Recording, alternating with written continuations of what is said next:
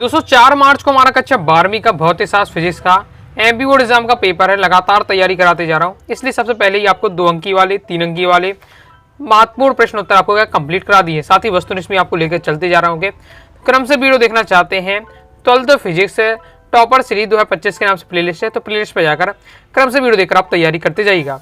दोस्तों आज की इस वीडियो में हम क्या है 4 अंकी वाले 4 नंबर वाले अति महत्वपूर्ण प्रश्न उत्तर मैं आपको बताने वाला हूँ। पहले एक वीडियो आ चुकी है जिसमें 4 नंबर वाले में सिलेक्टेड आपको केवल क्वेश्चन बता दिए, तो वो आपको जो सिलेक्टेड आपके 15-16 क्वेश्चन है तो आपको एकदम तैयार करके रखना है। तो इस वीडियो में हम क्या है सॉल्यूशन के साथ मैं आपको बताऊंगा, थोड़ा शॉर्ट में समझाऊंगा। बाकी डिटेल से अगर किसी भी क्वेश्चन का समझना चाहते हैं तो chapter wise chapter important question जब मैं बता रहा था मैंने बहुत आराम से वहाँ आपको एक लाइन समझाई है। ओके, तो 12th फिजिक्स 2025 नाम से प्ले लिस्ट होगी अलग से, वहाँ चैप्टर वाइज चैप्टर इंपॉर्टेंट दी है, तो वहाँ से भी आप क्या है क्वेश्चन को देखकर आप उनका सॉल्यूशन समझ सकते हैं। सबसे पहले दोस्तों 4 नंबर के लिए महत्वपूर्ण है हमारा विद्युत द्विध्रुव से क्या तात्पर्य है। किसी विद्युत द्विध्रुव के कारण अच्छी स्थिति पर किसी बिंदु पर विद्युत क्षेत्र की तीव्रता का व्यंजक ज्ञात कीजिए। देखिए दोस्तों आपका ये 2 टाइप से क्वेश्चन आप करेगा, विद्युत द्विध्रुव की अच्छी स्थिति पर किसी बिंदु पर विद्युत क्षेत्र की तीव्रता, या फिर आपका विद्युत द्विध्रुव की निरक्षी स्थिति में किसी बिंदु पर विद्युत क्षेत्र की तीव्रता। ओके, देखिए निरक्षी स्थिति वाला दोस्तों आपका 2022 की बोर्ड एग्जाम में आया था। ओके, और फिर अच्छी वाला कभी आए नहीं है, इसलिए आपको क्या पढ़ के रखना है। दोनों में कोई भी आपको आ सकता है, तो अच्छी स्थिति और निरक्षी स्थिति दोनों आपको एकदम अच्छे तैयार करके रखना है। ये आपका दोस्तों अच्छी स्थिति वाला दिया हुआ है, तो पहले तो आपको यहाँ बता दें अच्छी स्थिति क्या है, ये डायग्राम रहने वाला। फिर यहाँ से आपका पूरा सॉल्यूशन स्टार्ट होता है। जिस हिसाब से जैसे आपको पेपर में करना चाहिए उसी हिसाब से लैंग्वेज दी है। पहले आपको बताना पड़ेगा कि द्विध्रुव हम ए भी मानते हैं, इस प्रकार से यहाँ ओके यहाँ प्लस क्यू और माइनस क्यू आवेश से मिलकर बना हुआ है, उसके बीच जो अल्प दूरी है 2 है, इस प्रकार से आपको उसमें बताना पड़ेगा। ओके, अब यहाँ देखिए बिंदु ए के पर स्थित प्लस क्यू के कारण बिंदु पी पर विद्युत क्षेत्र की तीव्रता, बिंदु बी पर माइनस क्यू आवेश रहेगा, उसके कारण विद्युत क्षेत्र की तीव्रता हम अलग निकालेंगे इस बार। ओके, तो पहले एक बिंदु ए की बात करें, उसमें जो प्लस क्यू आवेश उसके कारण बिंदु पी पर तीव्रता कितनी होगी, ये फॉर्मूला आपका दिया हुआ है। ओके, तो इसे आपको देख लेना है। और जब प्लस क्यू के कारण होगी आप यहाँ देख सकते हैं आपका प्लस क्यू है, तो क्या आपका जो दिशा होगी क्या ए पी की ओर दिशा होगी, तो आपका ए पी आपका रहने वाला है यहाँ। ओके, 1/4 पाई एप्सिलॉन नॉट के मल्टीप्लाई Q/AP²। डायग्राम से जो बना है उससे एपी की हमने वैल्यू निकाली गई इस प्रकार से। ओके, ओपी माइनस ओए होगा डायग्राम से। ओके, ओबी बराबर आर है और ओए आपका ए है, इसी ये आपका बन जाता है इक्वेशन। ओके, वैल्यू रख देते उसकी। फिर इसी से बिंदु बी पर क्या है माइनस क्यू आवेश के कारण बिंदु पी पर तीव्रता इसी बार से हमें निकालना है, वो बीपी का निर्देश होगी। इस बार से आपको बीपी के पहले वैल्यू निकाल लेनी है, आपका रख देना है। फिर हम जानते हैं आपका E1 बड़ा रहेगा E2 से, परिणामी तीव्रता इस प्रकार से रहने वाली है, घटा देंगे तो ये आपका रहने वाला है। ओके, वैल्यू पुट कर देंगे, फिर सॉल्व करेंगे तो इस प्रकार से हमारा आ जाएगा। ओके, यदि अब ए बहुत ही ज़्यादा क्या है छोटा है आर थे, तब ए स्क्वायर की अपेक्षा कर दिया गया, यानी ए स्क्वायर को छोड़ दिया जाएगा।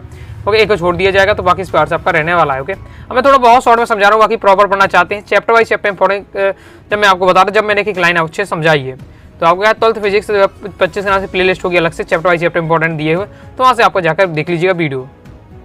इसके आगे दोस्तों आपका ये रहने वाला कंप्लीट हो जाता है। अब दोस्तों हम देख लेते हैं निरक्षी स्थिति। ओके, निरक्षी स्थिति वाला एमपी बोर्ड एग्जाम 22 में आया था, तो आपको एकदम रट के रखना है अच्छी स्थिति और निरक्षी दोनों का। ओके, कोई ना कोई इसमें से आ सकता है। 4 नंबर दोस्तों आपके पक्का हो जाएंगे। अब मैं आपको ज़्यादा समझा नहीं रहा हूँ, निरक्षी स्थिति का डायग्राम इस प्रकार से रहने वाला है, मैं पूरा आपको दिखाते जा रहा हूँ। ओके, तो आपको ये पढ़ के आप समझ लेना है। ओके, ये आपका दिया हुआ है, आगे देख लेते हैं।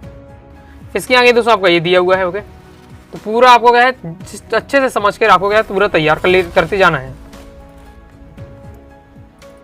इसके आगे दोस्तों आपका ये दिया हुआ है। ओके, पूरा समझना चाहते हैं तो आप क्या है चैप्टर वाइज चैप्टर इंपॉर्टेंट जो आपके क्लास 12th फिजिक्स की प्लेलिस्ट है वहाँ से जाकर आप क्या है वीडियो देखिएगा, पहले चैप्टर के देखिएगा। ये पहले चैप्टर क्वेश्चन है तो पहले चैप्टर वाली वीडियो में आपको मिल जाएंगे।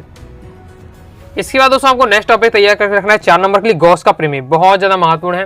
ओके, पहले समय तो ये ऐसा माना जाता कि भैया इसके बिना पेपर आएगा नहीं, ये क्वेश्चन तो आने ही आना है। हर स्टूडेंट हो गए जिसने कुछ ना पढ़ा हो लेकिन गॉस का प्रमेय पढ़ के ही जाता था, मतलब इतने ज़्यादा महत्वपूर्ण था। ओके, तो गॉस का प्रमेय आपको एकदम रट के रखना है। ये आपका पूरा प्रमेय होता है कि किसी बंद पृष्ठ से गुजरने वाला संपूर्ण फ्लक्स उस बंद पृष्ठ के अंदर निर्वात में उपस्थित कुल आवेश का 1/μ0 गुना होता है। ओके, ये आपका दिया है एप्सिलॉन नॉट गुना होता है, ये आपका पूरा दिया है। तो आपके गॉस का प्रमेय हो जाता है। अब गॉस के प्रमेय को आपको सिद्ध कैसे करना है तो वो आपको यहाँ दिया हुआ है। जो लैंग्वेज मैंने लिखा यही आपको पेपर में सेम इसी बार से आपको लिखना है। ओके, यही पूरा आपका तरीका रहने वाला है। इसके आगे पूरा आपका ये दिया हुआ है, तो इसे आपको अच्छे से तैयार कर लेना है। और ये हमारे क्या है यहाँ से गॉस की प्रमेय आपकी आ जाती है। तो जिस तरीके से जैसा मैंने लिखा है यही आपको पेपर लिखने वाला है। और ज़्यादा एक्स्ट्रा यहाँ लैंग्वेज नहीं लिखी है, बिल्कुल परफेक्ट आपको लिखना, जितना आपको पेपर में लिखना चाहिए उसी हिसाब से पूरा दिया हुआ है। ओके, तो समझ लीजिएगा आप जाकर। ओके, मैंने पहले ही आपको समझा दिया है चैप्टर वाइज चैप्टर इंपॉर्टेंट के टाइम।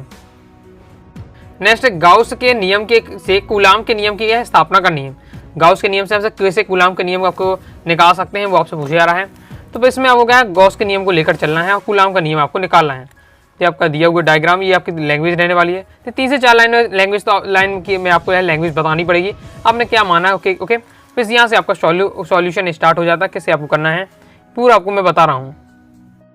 इसके आगे दोस्तों आपका ये दिया हुआ है। ओके, गॉस के प्रमेय का यूज करना है, तो हमने गॉस का प्रमेय यहाँ यूज किया और उसकी सहायता से हमने निकाल लिया कूलाम का नियम। वही आपका क्या है, कूलाम का नियम आ जाता है। क्लियर है? तो इस बार में क्या है, गॉस के नियम से कूलाम का नियम कैसे निकालेंगे इंपॉर्टेंट है, तो इसे भी आपको देख लेना है। नेक्स्ट दोस्तों आपको तय करना है संधारित्र किसे कहते हैं।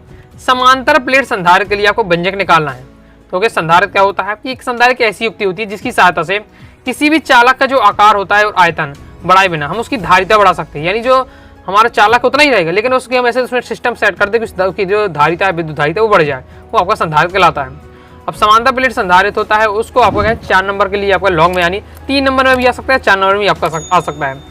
समांतर प्लेट संधारित्र का व्यंजक निकालने के लिए क्या रहने वाला है, ये आपका डायग्राम इस पार्ट से आपको बनाना है। ओके, इसमें क्या है लेते हैं, देखिए वही आपको जो अब क्या लिख, थ्योरी में क्या लिखा, कुछ स्पेशल नहीं रहता, जैसा हम डायग्राम बनाते हैं, जो चीज़ें मानते हैं वही आपको यहाँ लिख देना पड़ता है। तो हमने ये भी क्या है, 2 समांतर प्लेट संधारित्र की दो प्लेटें ले ली, 2 प्लेटें मान लेते हैं। बीच की दूरी हमने क्या है, डी मान ली की है, और इसका जो क्षेत्रफल है वो आपका हमने ए मान लिया है। अब दोनों के मध्य क्या है, के परामध्य तक माध्यम है। अब यहाँ से आपका क्या बताया कि प्लेट ए में हमने क्या क्यू आवेश देते हैं, प्लेट ए में हमने क्या क्यू आवेश दिया।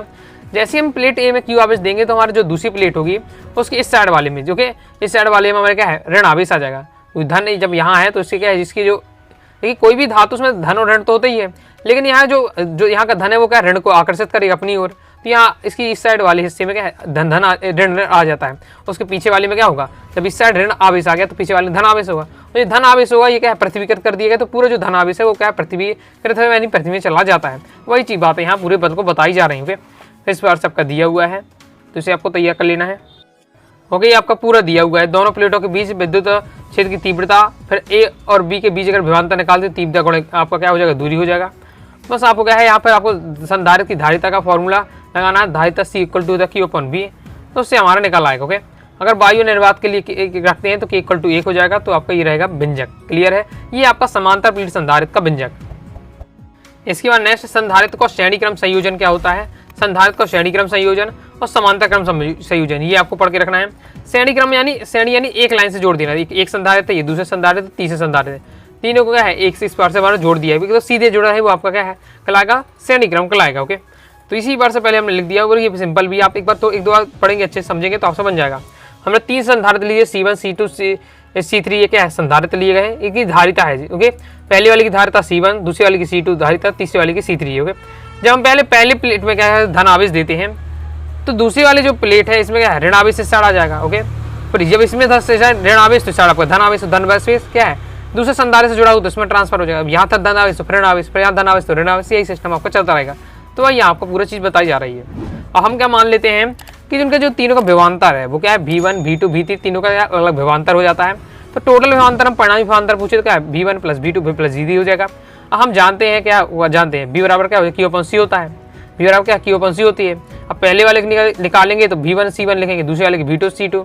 बस यहाँ आपको ये याद रखना है, श्रेणी क्रम के संयोजन में जो आवेश होता है वो क्या है सब में समान होता है, तो Q आपका सब में सेम रहने वाला है। बस सिंपल है, आपको जो वैल्यू निकाली वो आपको समीकरण 1 में पुट कर देना है। ओके, तो हमारा इस बार से आ जाएगा।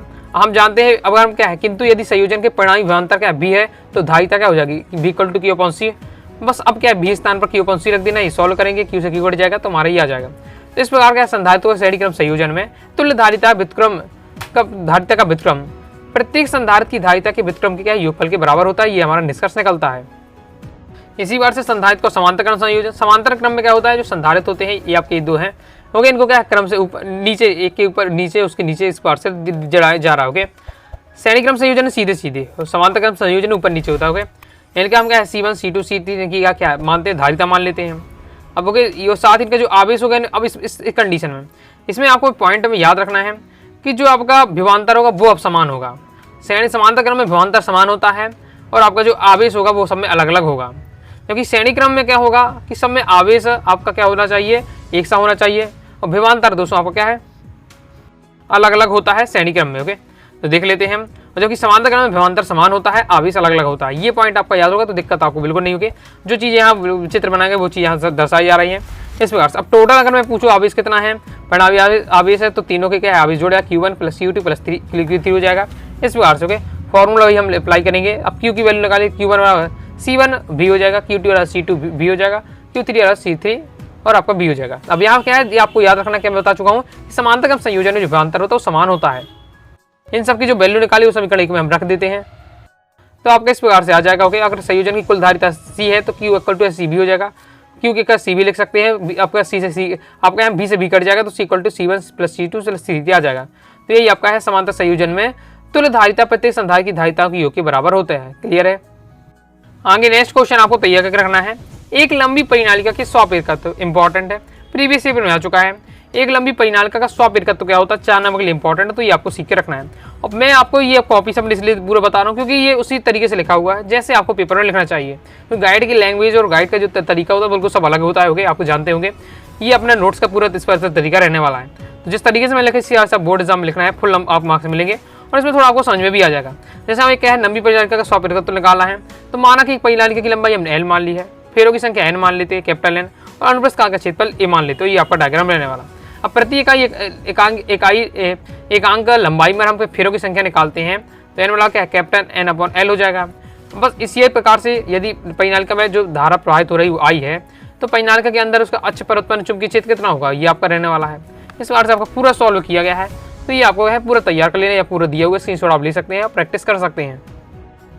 इसके आगे दोस्तों आपका ये दिया हुआ है, तो ये हमारा आपका यहाँ आ जाता है लंबी परिनालिका के स्वप्रेरकत्व के, तो ये तैयार हो जाता है। इसके साथ ही अगर ये क्वेश्चन आता है तो इसमें ये भी पूछ लिया जाता है कि परिनालिका के स्वप्रेरकत्व के किस कारकों पर निर्भर करता है, तो वो भी आपसे पूछ लिया जाता है। तो किस पर निर्भर करेगा, जो इसके सूत्र में इसके हैं कौन कौन से, परिनालिका की क्रोड की चुंबकशीलता यानी आपका म्यू है, साथ ही आपका N है यानी फेरों की संख्या भी दी है। तो इन्हीं सब जो चीज़ें आपकी हैं, अनुप्रस्थ काट का क्षेत्रफल उस पर आपका निर्भर करता है, उसकी लंबाई पर निर्भर करता है। ये भी आपको याद करके रखना है। ओके, ये क्वेश्चन आप ये तैयार कर ले तो इसको भी आपको तैयार करके रखना है, ये आपका दिया है, पढ़ लीजिएगा। ओके, अनुप्रस्थ काट के क्षेत्रफल भी और परिनालिका की लंबाई L पर भी क्लियर हो जाता है। कुंडली में संचित स्थितिज ऊर्जा, ओके कम इंपॉर्टेंट है, बस एक बार आपको देख कर रखना है। अगर पूछा जाता है कुंडली में संचित स्थितिज ऊर्जा को बताइए, ये आपका दिया हुआ है क्वेश्चन पूरा, इसका पूरा सॉल्यूशन दिया हुआ है। ओके, पहले आपका जो प्रीवियस पेपर में आया है वो आपके से न्यूमेरिकल क्वेश्चन था, कुंडली में संचित ऊर्जा का आपको मान निकालना था। फॉर्मूला दोस्तों आपको याद होगा तो आप आराम से वैल्यू पुट करेंगे, आपका आ जाएगा। ओके, बाकी एक बार देख लेना कैसे आपको ये कुंडली की संचित ऊर्जा निकालनी पड़ती है। ओके, नेक्स्ट हमारा क्वेश्चन रहने वाला है LCR परिपथ वाला, बहुत ज़्यादा महत्वपूर्ण है। एमपी बोर्ड एग्जाम 22 में आया था, एमपी बोर्ड एग्जाम 24 में आया था। एमपी बोर्ड एग्जाम 24 की तैयारी करते हुए बताया था 22 में आया, 24 में आपका रकम मिलेगा, ये आया भी। ओके, 2024 में आया, लेकिन अब आपके में नहीं आ सकता, 25 में रिपीट होने कम चांस है। ओके, तो इसकी जगह आप होगा ट्रांसफार्मर वाला क्वेश्चन पढ़ लीजिएगा, डायनेमो वाला क्वेश्चन पढ़ लीजिएगा। ओके, वो मैं आपको आगे बता दें, बाकी आपको प्रैक्टिस करना है, ये आपका दिया हुआ है। ओके, LCR परिपथ वाला क्वेश्चन इस बार से आपका रहेगा, एक प्रत्यावर्ती धारा परिपथ में प्रेरक संधारित्र व प्रतिरोध जुड़ा हुआ है यानी LCR है। ओके, तो परिपथ का आरेख बनाइए, परिणामी वोल्टता, प्रतिबाधा, कलांतर, धारा का मान, ये सब आपको ज्ञात करना है। ये आपका डायग्राम था उसे, फिर इसके बाद आपका ये दिया हुआ पूरा इस पर से सॉल्व रहने वाला है। अब यहाँ से क्रम से टॉपिक वाइज टॉपिक चीज़ें निकाली जाती है। पहले यहाँ परिणामी वोल्टा कहा जाता है, परिणामी वोल्टा निकाला गया है, ये आपका पूरा दिया हुआ है। ओके, फेजर आरेख कहा जाता है, तो ये आपका फेजर आरेख लाता है, तो आपका ये दिया हुआ है। ओके, तो ये हमारी क्या निकाली जाती है, परिणामी वोल्टता, क्लियर है। फिर परिपथ की प्रतिबाधा, तो ये परिपथ की प्रतिबाधा निकाली गई है। परिपथ वोल्टेज और धारा के मध्य कलांतर पूछा जाता है, तो कलांतर आपके इस प्रकार से रहने वाला है, कंप्लीट हो जाता है। तो अभी जैसे दोस्तों मैंने बताया LCR परिपथ के आने वाले क्वेश्चन के आने कम चांस है, बिल्कुल ही मतलब ना कि बराबर चांस है। लेकिन हाँ, अब आप यहाँ से क्वेश्चन तो आपका आना है फिक्स है, ये आपकी क्वेश्चन आएगा ही लॉन्ग वाला 4 नंबर का। तो कौन सा टॉपिक आ सकता है, ट्रांसफार्मर आ सकता है और डायनेमो आ सकता है, तो वो आपको एकदम रट्टी होना चाहिए। ओके, LCR को आप स्किप भी कर दे, लेकिन आपका जो ट्रांसफार्मर वाला टॉपिक है और डायनेमो वाला है, ओके, वो आपको तैयार करके रखना है। चलिए पहले ट्रांसफार्मर देख लेते हैं, क्वेश्चन किस प्रकार से आएगा। ये ट्रांसफार्मर वाले क्वेश्चन की अगर मैं बात करता हूँ तो ये दोस्तों आपका क्वेश्चन एमपी बोर्ड एग्जाम 19 में आ चुका है, एमपी बोर्ड एग्जाम 23 में आया था, और 23 में आया तो 25 में आपका आ सकता है। ओके, तो देख लेते हैं ट्रांसफार्मर होता क्या है। क्वेश्चन किस प्रकार से आएगा, ट्रांसफार्मर के का वर्णन निम्नांकित बिंदु के अंतर्गत कीजिए।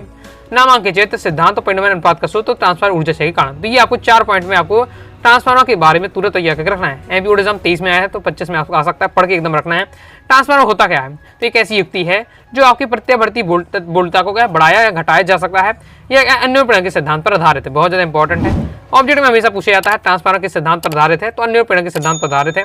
अब ट्रांसफार्मर के 2 प्रकार के होते हैं, एक ऊंचाई ट्रांसफार्मर, अपचाई ट्रांसफार्मर, और दोनों का आपको डायग्राम तैयार करके रखना है। और सिंपल रहता है, दोनों एक ही से बिल्कुल लेते हैं। पर डिफरेंट क्या होता है?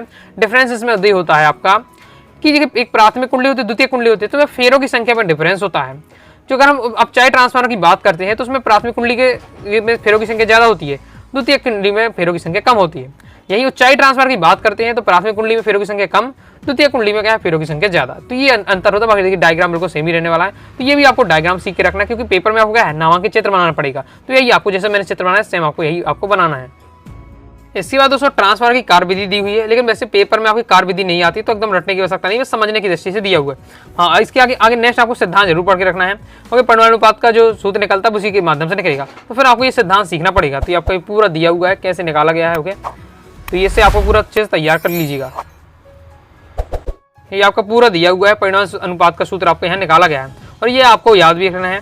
ऑब्जेक्ट में यहाँ से आपका क्वेश्चन बनेगा, जैसे आपका जो एमपीओ एग्जाम 22 में जो ऑब्जेक्ट नहीं न्यूमेरिकल हो, एमपीओ एग्जाम 22 में जो न्यूमेरिकल आपका आया था अंक के प्रश्न, इसी से आपका आया था। ओके, तो ये आपको फॉर्मूला बेस्ड आपको ये रहता है, यहाँ से अंक के प्रश्न बनने के चांस रहते हैं, तो ये आपको याद भी होना चाहिए। बाकी परिणाम अनुपात का सूत्र कैसे निकाल गया पूरा आपको मेथड वो सीख कर रखना है। ओके, बस यहाँ तक कर देंगे आपका काम हो जाएगा। बाकी इसके आगे आपका ये दिया हुआ है और इसके आगे आपका ये दिया हुआ है।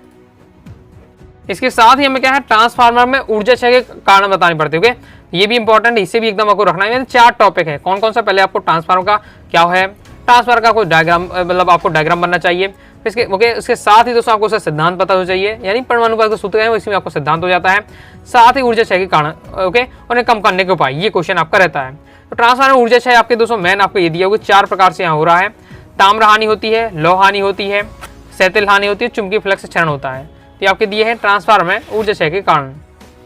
ओके, और साथ ही इन्हें कम कैसे किया जा सकता है और वो ही आपको यहाँ बताना है। ओके, ये भी अक्सर पूछा जाता है। तो इस पर दिया है ताम्रहानि किस प्रकार से होती है, लौहानि जैसे रोड की भंवर धाराओं के कारण ऊष्मा के रूप में क्या ऊर्जा का ह्रास होता है, ये लौहानि कहलाती है। अब उपाय क्या है, इस क्षय को कम करने के लिए क्रोड पतले बनाया जाए। बस इसी एक लाइन में आपको याद करना है। ऐसा नहीं कि आपको उसका क्षय कम कैसे किया जा सकता, तो उसके कई लाइन में करें, एक लाइन में सबका आंसर दिया हुआ है। जैसे आपका यह सैतिल हानि कहलाती है, प्रत्यावर्ती धारा के कारण क्रोड के बार बार क्या चुंबकित विचुंबित होने से उसके कारण जो क्रोड के बार बार क्या चुंबकित विचुंबित होगा, इससे क्या कुछ ना कुछ ऊर्जा नष्ट होगी, तो यही आपकी सैतिल हानि कहलाती है। अब इसे कैसे कम किया जा सकता है, उपाय बताइए। तो इस दोष को कम करने के लिए क्रोड को क्या नर्म लोहे के क्रोड उपयुक्त होने चाहिए, बस इतना आपका रहने वाला है। इसे चुंबकीय फ्लक्स के बारे दिया हुआ। अब चुंबकीय फ्लक्स को क्षण को कम करना है तो इसमें भी क्या नर्म लोहे के क्रोड प्रयोग किए जाने चाहिए। क्लियर है? बाकी एक और पॉइंट आपका ये दिया हुआ है। बाकी आपको मेन 3 से 4 पॉइंट आपको तैयार कर लीजिए, आपका काम हो जाएगा। इसके बाद नेक्स्ट आपको तैयार करके रखना है एसी जनित्र यानी डायनेमो वाला क्वेश्चन। इस बार से आपको क्वेश्चन में आएगा कि एसी जनित्र किसे कहते हैं। एसी जनित्र जनरेटर का वर्णन निम्नांकित शीर्षों के अंतर्गत कीजिए। सिद्धांत, नामांकित चित्र, ओके, और साथ ही संरचना कार्यविधि, ये क्वेश्चन आएगा, ऐसा आ सकता है। तो ये आपको तैयार करके रखना है। डायनेमो का है, एसी जनित्र का है, एसी जनरेटर का है, सभी की बात रहने वाली है। एमपीओ एग्जाम 20 में आया है, 22 में आया है। ओके, तो फिर आपका ये 25 में आ सकता है, क्योंकि 24 में आया नहीं तो 25 में आ सकता है। 24 में ये अपना LCR भरा आया था। ओके, इसलिए आपका यहाँ ट्रांसफार्मर वाला क्वेश्चन के हाई चांस है आपके आने के, साथ ही एसी जनरेटर की, तो आपको एकदम पढ़ के रखना है।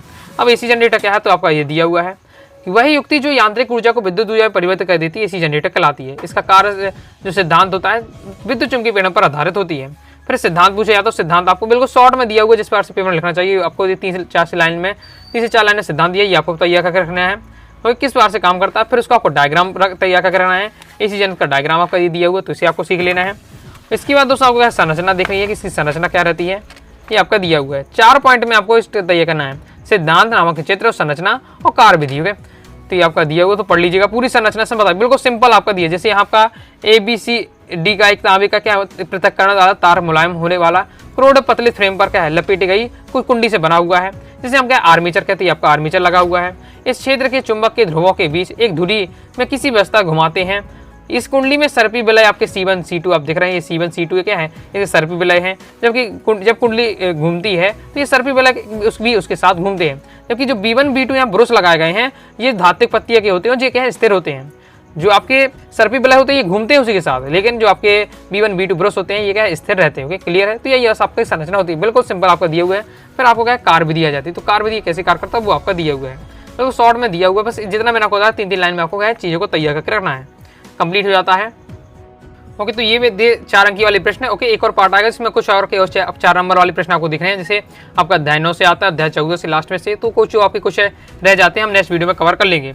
ओके, बाकी दोस्तों आपका पूरा PDF मटेरियल प्राप्त करना चाहते हैं तो फिजिक्स का कोर्स ले सकते हैं। 90 39 53 40 79 इस दिए व्हाट्सएप में शेयर किया आपका फिजिक्स कोर्स ले सकते हैं। फीस 199 रुपये रहने वाली। All chapter important question answer, all chapter objective question answer, previous year paper रहेगा, मॉडल पेपर रहेगा, साथ ही 2 अंकी 3 अंकी 4 अंकी अलग से आपको क्वेश्चन दिए जाएंगे। ओके, ताकि आप क्या फास्ट तैयारी कर सकें। बाकी वीडियो पसंद आए लाइक करके सब्सक्राइब जरूर कर दीजिएगा। साथ ही दोस्तों टेलीग्राम चैनल का जरूर ज्वाइन कर लीजिएगा। इसी वीडियो के डिस्क्रिप्शन में आपको लिंक दी है, तो आपको वहाँ से जाकर जरूर ज्वाइन कर लीजिएगा। ओके, कोई डाउट आता है कमेंट से आप जरूर पूछिएगा। मिलते हैं नेक्स्ट वीडियो में, तब तक के लिए बाय बाय।